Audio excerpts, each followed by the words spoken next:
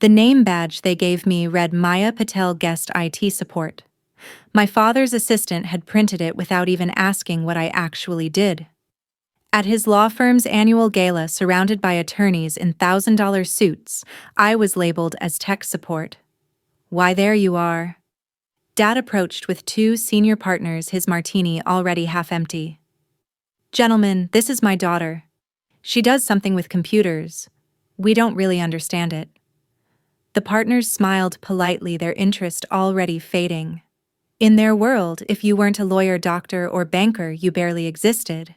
Nice to meet you. One said, his eyes already scanning the room for a more valuable conversation. I was 29. 6 years earlier, I had founded Securite Systems, a cybersecurity firm protecting legal and financial institutions from data breaches. Last year's revenue, $52 million. This year's projection, $78 million. Our clients included 12 of the top 20 law firms in the country, excluding my father's Harrington and Associates. They'd turned down my pitch 3 years ago. We have it handled, the managing partner had said. But thanks for thinking of us, Maya. 2 months ago, they were hit by a ransomware attack, losing 3 weeks of billable hours and paying $400,000 to recover their files. The story spread through legal circles like wildfire. Dad, I said quietly, I actually need to talk to you about tonight. He turned back to his partners. Maya is very sweet, but she never wanted a real career. Computers are her hobby. We keep hoping she'll go to law school. Law school, I had turned down Harvard Law to build my company. Excuse me, I said, walking away, before I said something I'd regret. The gala was held at the Ritz-Carlton. 400 attorneys celebrated another profitable year. My father's firm specialized in corporate law mergers and acquisitions for mid-sized companies, respectable, traditional, and completely unprepared for the digital transformation reshaping their industry. I found a corner table and checked my phone. Tomorrow was the National Cybersecurity Innovation Awards in San Francisco. Securite had been nominated in 3 categories. The ceremony would be live-streamed to industry professionals around the world, including, as I'd discovered last week, the keynote speaker James Chin, former director of the FBI Cyber Division, and now Chief Security Advisor to the Department of Justice. He'd been one of my earliest mentors back when I was a graduate student at MIT presenting research on encryption protocols. He had also personally invited me to speak on a panel about the future of legal cybersecurity, the same panel scheduled for tomorrow night at 8:00 p.m. Eastern, right in the middle of Dad's gala. Is this seat taken? A woman's voice interrupted my thoughts. I looked up to see Amanda Walsh, senior partner at Morrison & Klein, one of Chicago's largest law firms and Securite's biggest client. She was brilliant, sharp-eyed, and the reason half a dozen other firms had come to us for protection. Amanda, I didn't know you'd be here. Your father's firm invited us. They're trying to pitch Morrison & Klein on a partnership. She sat down, lowering her voice. Between you and me, after their ransomware disaster, we're not interested. I heard about that. It was catastrophic.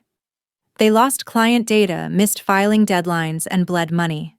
She took a sip of wine. The managing partner asked me for cybersecurity recommendations. I told him to call you. Did he? No, of course not. Amanda shook her head. Pride. They'd rather hire strangers than admit your expertise. How's your father handling your success? He doesn't know about it. Her eyebrows lifted. You haven't told him about Securite. I've tried. He doesn't listen. I gestured at my badge. According to this, I do IT support. Amanda laughed, though there was no humor in it.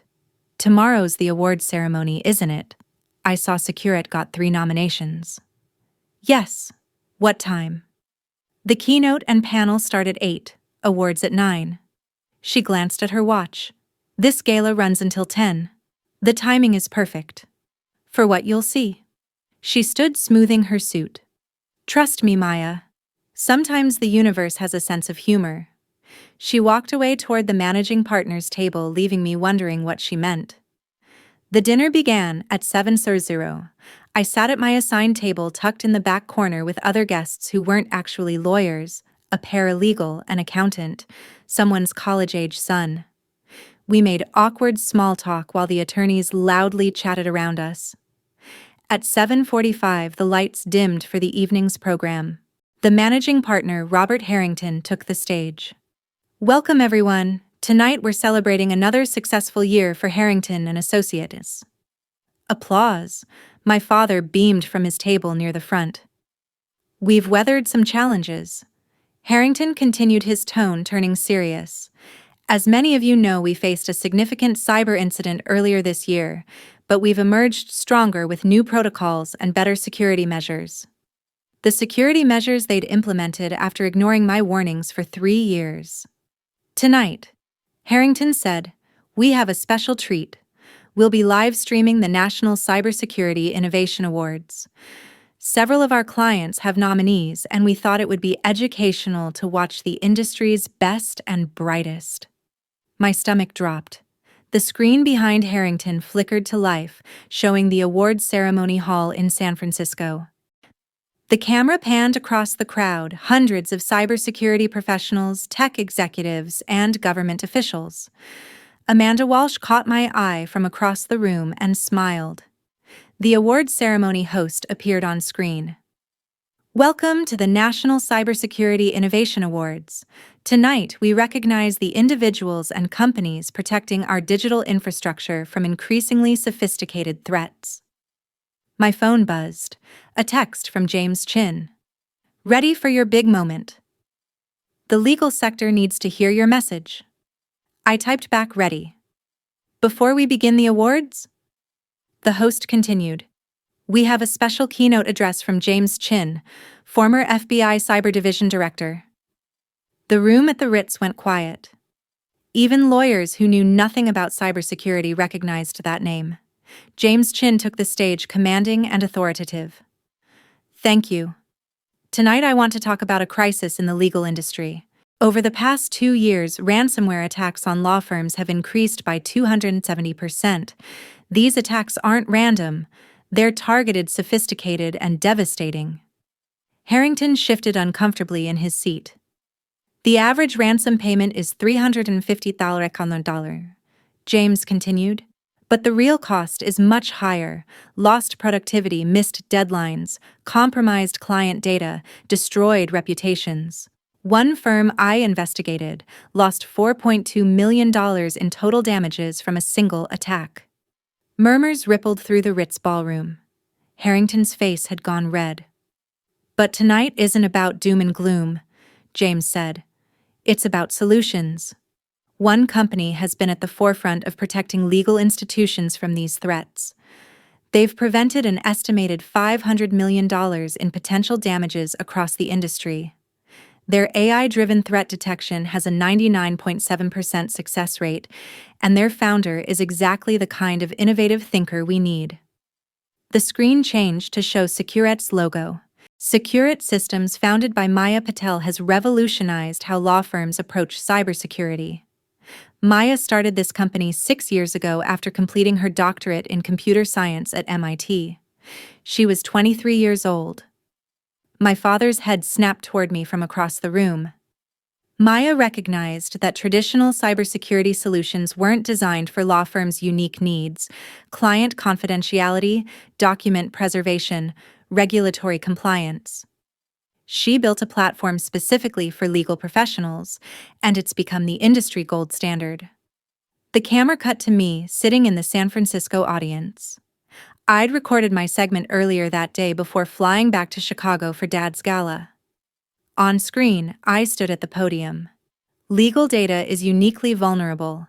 A single breach can destroy decades of client trust. That's why Securet focuses on prevention, not just response. We monitor 47 distinct threat vectors in real time using machine learning to identify attacks before they succeed. At the Ritz, the lawyers were now leaning forward, completely transfixed by the screen. Our clients include Morrison and Klein Bradshaw International, Chin and Partners, and 47 other major firms. The recorded Maya continued. Last year alone, we prevented 2,847 attempted breaches across our client base. That's nearly 8 attacks a day. Harrington looked like he was about to be sick. James returned to the screen. Maya's work has been so impactful that the Department of Justice now uses her protocols as the recommended standard for law firms handling federal cases. She's 29 years old, and she's already transformed her entire industry. He paused, looking directly into the camera. Maya, would you please join me on stage? The San Francisco feed showed me walking up to join James. We shook hands and he drew me into a respectful embrace.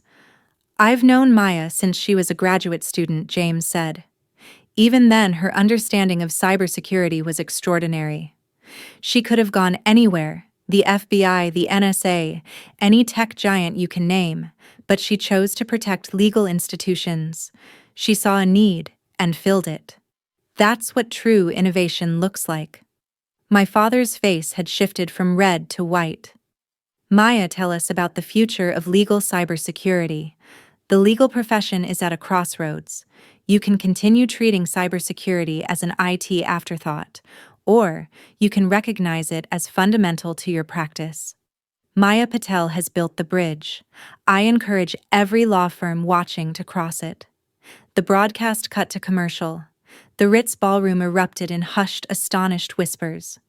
Harrington rose slowly, his face ashen. Across the room, Amanda Walsh was already walking toward him, her expression composed, but her eyes said everything. My father appeared at my table, still holding his drink. Why was that? Was that you? Yes, Dad. You founded Securite Systems 6 years ago. I've tried to tell you, but you never said. He trailed off, his mind clearly racing through years of dismissive conversations. I said I ran a cybersecurity company. You said it sounded like computer games. I said I had major clients. You asked if I'd considered law school. I kept my voice level. You never asked questions, Dad. You decided what my life was, and you never looked deeper. Other lawyers were staring now, recognizing me from the screen. Harrington crossed the ballroom, Amanda Walsh at his side. Miss Patel, I didn't realize.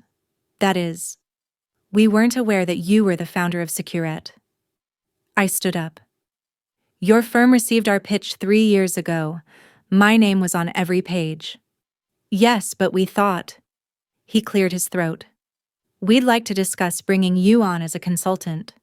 You already lost that opportunity. After your ransomware attack, I reached out offering emergency services. Your office never returned my calls. Amanda interjected smoothly. Which is why Maya's client list is now a who's who of your competitors, Morrison and Klein Bradshaw International Chin and Partners. Every major firm except Harrington and Associates. Harrington's jaw clenched. Ms. Walsh, we were hoping to discuss that partnership. I don't think so, Amanda said. Morrison and Klein can't partner with a firm that has such obvious cybersecurity vulnerabilities. It's a liability we can't accept. She turned to me. Maya, we need to discuss expanding our contract. Can we schedule a meeting next week? Of course. She nodded to Harrington and walked away, leaving him standing there diminished. My father found his voice. Maya, why didn't you tell me you were successful? I did tell you multiple times. You weren't listening. I picked up my purse. 3 years ago, I tried to explain my company at Thanksgiving. You interrupted to ask if I'd met any nice lawyers. 2 years ago, I mentioned landing Morrison and Klein as a client. You said, "That's nice, honey," and changed the subject to your golf game. Last year, I tried to discuss the Department of Justice contract.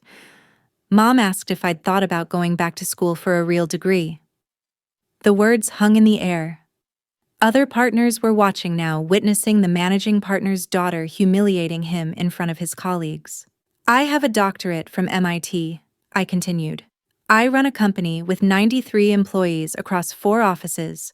My annual revenue is $78 million, but you called me IT support. I held up my badge, the cheap plastic glinting under the ballroom lights. I'm leaving now, I said. The award ceremony continues in 15 minutes. Secure is nominated for Innovation of the Year Best Enterprise Solution and Emerging Leader. I might win.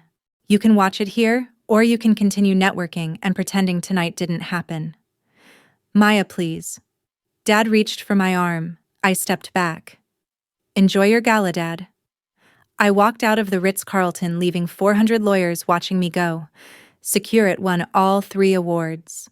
I watched the live stream from my apartment, surrounded by my actual team, the engineers, analysts, and developers who'd built the company with me. We celebrated with pizza and champagne, toasting our success without a single lawyer in sight. My father called 17 times that night. I let them all go to voicemail. The next morning, my inbox was overflowing, 6 law firms requesting consultations, 3 industry publications asking for interviews, 2 venture capital firms interested in funding our expansion, and 1 email from Harrington and Associates, formally requesting our services. The offer was desperate, inflated, and far too late. I forwarded it to my sales team with a single note: standard rates. No priority treatment. They're just another prospective client. My father showed up at my office 3 days later.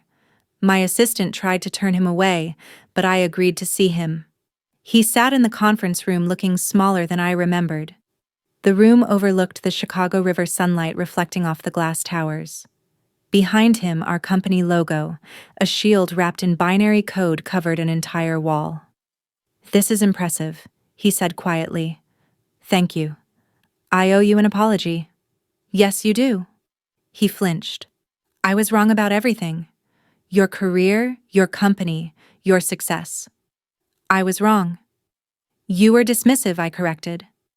"There's a difference. Being wrong means you looked at the evidence and reached the wrong conclusion. You never looked at the evidence. You decided who I was and never questioned it." "I know. Do you?"